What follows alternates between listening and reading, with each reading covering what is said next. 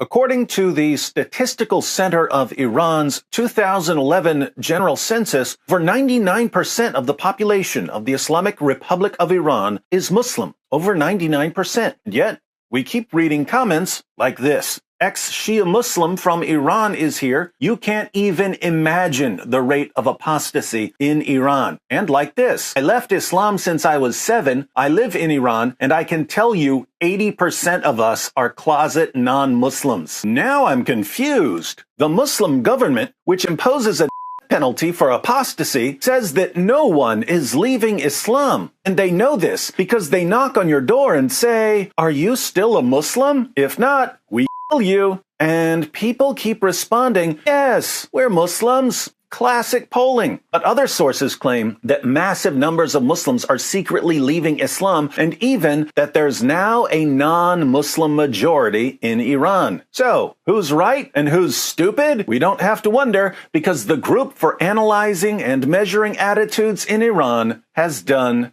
the research. So, they conducted a digital survey where the people who were answering questions didn't have to worry about being for giving the wrong answer. Our results reveal dramatic changes in Iranian religiosity, with an increase in secularization and a diversity of faiths and beliefs. Compared with Iran's 99.5% census figure, we found that only 40% identified as Muslim.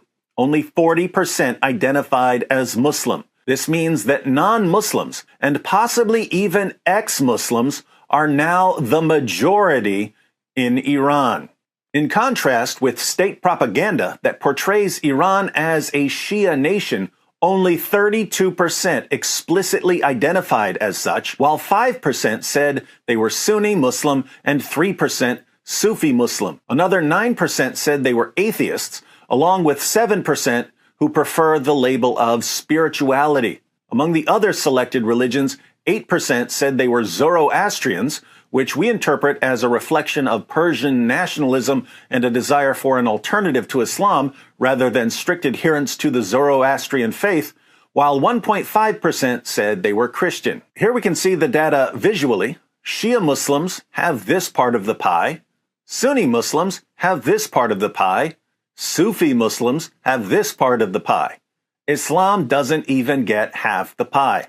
Most Iranians, 78%, believe in God, but only 37% believe in life after death, and only 30% believe in heaven and hell.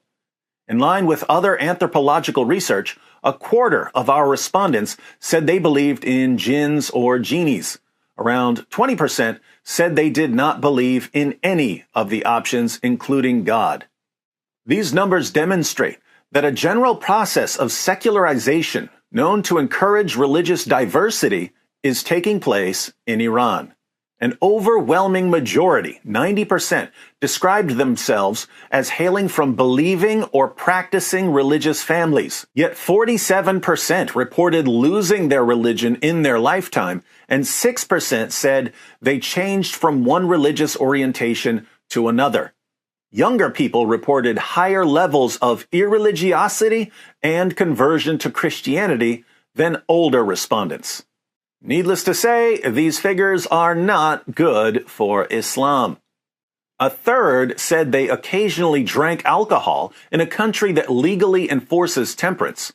Over 60% said they did not perform the obligatory Muslim daily prayers, synchronous with a 2020 state-backed poll in which 60% reported not observing the fast during Ramadan, the majority due to being sick. In comparison, in a comprehensive survey conducted in 1975, before the Islamic Revolution, over 80% said they always prayed and observed the fast. That is huge. Before the Islamic Revolution in Iran, before the mullahs took over the government, more than 80% of the population always performed their daily prayers and fasted during Ramadan.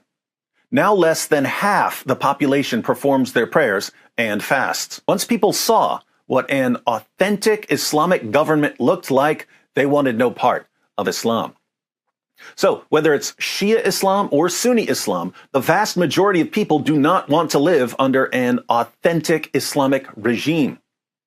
When Muslims see Islam in all its blood-stained glory, they can't leave Islam fast enough. First off, the Iranian government just did a study. I think it was released last year, where they are lamenting that 55,000 mosques are now closed. And so that's a big deal. Nobody's going to mosque.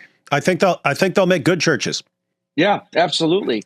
So you see practically, I just talked to an Iranian yesterday. I gave him a Bible in Persian. We talked. He's like, I want to read this. I've never seen one of these. Look, when I was doing apologetics 20 years ago, we had to fight constantly about the Bible being changed and corrupted, all the basic arguments. For the last 5 years that I've interacted with Muslims in this part of the world, I have had to do almost zero apologetics. All they want to do is, we want to know who Christ is. We want to learn from Christians. Now, on Sunday, we had Azerbaijani Iranians in our church. They said, please tell us who Jesus is. Tell us, what do you believe? I sat down for 30 minutes. I just gave them, the imputation of Christ's righteousness. This is what he's done. This is the relationship we have.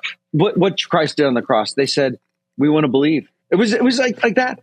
And every week we see these guys, they're sick of this Islamic God. They're sick of having to be forced to live under this weird oppression, and they're set free in Jesus Christ, and they want to know. That's why I believe what Artur said. I truly believe if I'm able to walk across the border here and I could do an open air evangelism, I think we would see mass conversions in every village and in every city if that door opened. So pray for Iran too if you're a Christian, because they're ready to hear the message. I see it over here all the time. I told Artur this. I said, Islam is fallen. We're done. Islam is done. It's finished. There's a prophecy. It's finished. It's finished. It's been humiliated.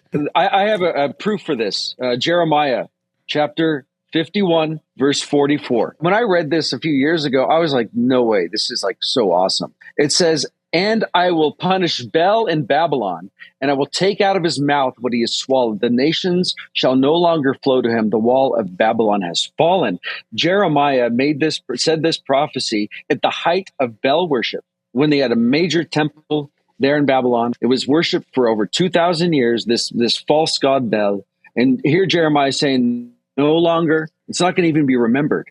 And those nations that flew to Bel, and I'm going to rescue them out of the mouth of this false demon god.